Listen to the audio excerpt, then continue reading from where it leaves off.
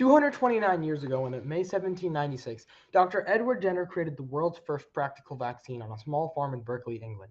A milkmaid held the smallpox viral matter, and Dr. Jenner delivered it with minimal sterilization or painkillers. Despite its primitive nature, the inoculation will go on to save countless lives. In the last 50 years, immunization has saved an estimated 154 million lives. Public perception of vaccines was dramatically improved until a 1998 paper published in Britain completely destabilized the landscape. In the study, Dr. Wakefield and 12 co-authors claimed that an MMR vaccination correlated with developmental regression similar to autism. Fortunately, this study is so erroneous that it was retracted in 2010 after being disproven countless times. Unfortunately for the scientific community, it ignited a fierce movement against immunologists known as anti-vaxxers. These anti-vaccination sentiments degraded the public image of medical immunization and have stayed relevant.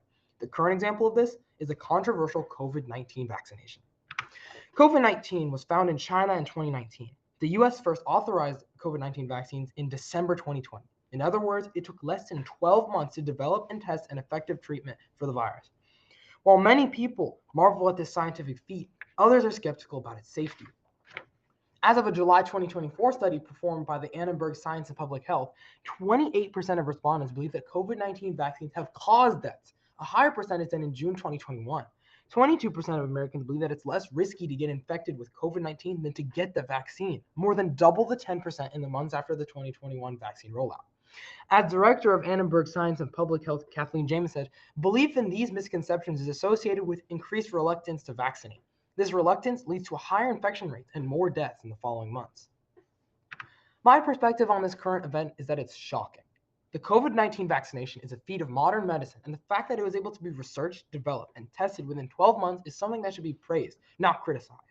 While a short turnaround could bring up concerns, the negative perception of the scientific community at large brought on by the release of the vaccine is uncalled for and is a product of anti-intellectualist sentiments in our society today and of naivety and laziness. In the world of technology we live in today, social media has become an ever-present source of information. The problem with this is a lack of regulation. Anyone can go onto YouTube and upload a video disproving vaccinations, and other people can watch this. Unregulated media in this form, although wasteful, isn't harmful. The main issue is the naivety or the laziness of the general public to investigate information presented to them. As a result of this, a large proportion of the public is swayed by pseudoscience or fiery influencers towards movements like the anti-vaxxers. The release of the COVID-19 vaccine during that time frame was an objectively positive thing. However, a society that favors attention and conflict took it as an opportunity to attack the scientific community, thereby worsening the public image of the scientific and medical field. It's fascinating to see how an objectively positive medical development managed time and time again to tarnish the reputation of the scientific community.